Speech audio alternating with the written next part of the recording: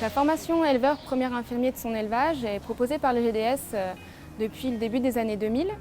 Elle a été construite au niveau national dans le but de renforcer le lien qui existe entre les éleveurs et leurs vétérinaires sur le terrain. Nous nous réunissons pour cette formation en salle pour une matinée, puis nous allons ensuite dans une ferme qui est en général une ferme des stagiaires pour pratiquer les gestes techniques, aller voir la pharmacie et puis discuter au contact des animaux, apprendre à les observer, tout ça sous l'autorité du vétérinaire praticien et de la personne du GDS en charge de la formation. Au cours de la formation, on rappelle en particulier aux éleveurs qu'il est important d'observer ces animaux, de prendre la température des veaux ou des vaches malades, d'observer la qualité du lait, la qualité de la mamelle au cours des traites, pour pouvoir détecter et diagnostiquer les premières maladies qui pourraient arriver dans le troupeau. Les éleveurs ont à leur disposition plusieurs médicaments qu'ils doivent aussi gérer. Il faut pouvoir gérer le fait que les médicaments soient entamés, éviter de gaspiller, retourner les médicaments périmés à leur vétérinaire ou en tout cas les éliminer de manière propre. Cette formation éleveur premier infirmier de son troupeau a été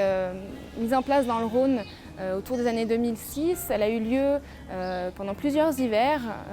On a fait des sessions de cette formation avec plusieurs clientèles du département et à chaque fois il y avait une petite dizaine d'éleveurs, ce qui a permis de former au total pas loin de 100 éleveurs sur on va dire 2 ou 3 ans.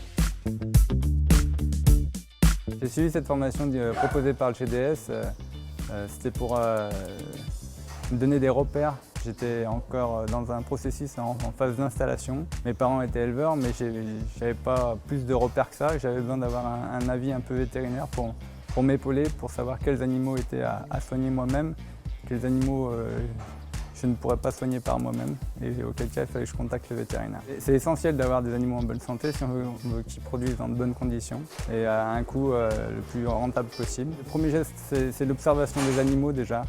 C'est savoir repérer un animal malade, donc sa façon de se comporter au milieu du troupeau.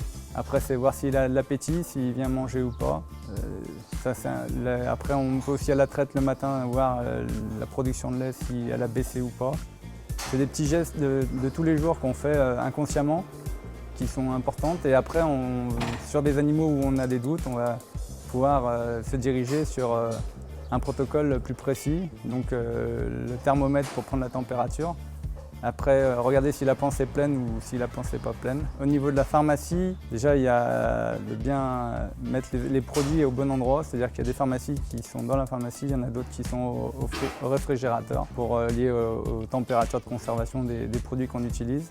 Dans ma pharmacie, il y a aussi tous les ustensiles, donc il y a tout ce qui est seringue, thermomètre, d'autres ustensiles qui pourraient être nécessaires lors d'opérations. Aujourd'hui, cette formation, elle m'a permis de prendre du recul sur mes traitements. J'ai réussi avec mon vétérinaire à essayer de suivre des protocoles.